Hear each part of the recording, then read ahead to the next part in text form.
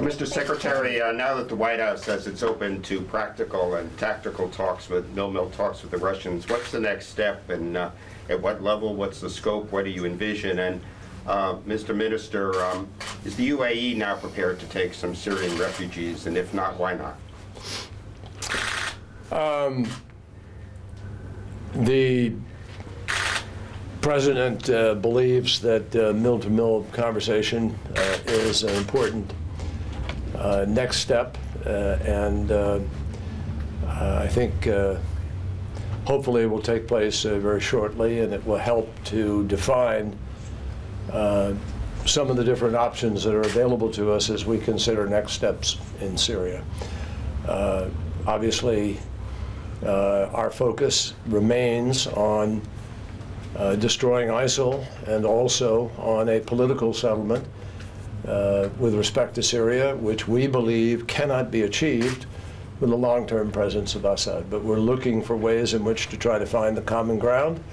Clearly, if you're going to have a political settlement, which we've always argued is the best and only way to resolve Syria, you need to have conversations with people, and you need to find the common ground.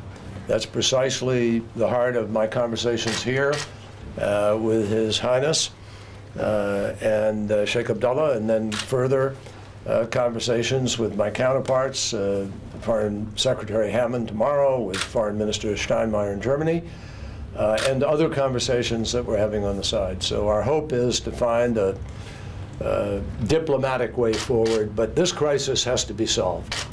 I think everybody is seized by the urgency.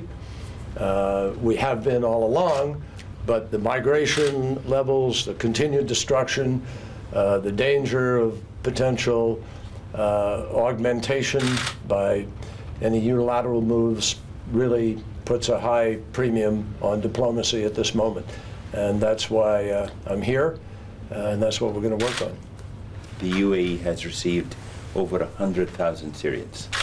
That's a huge burden for a very small country.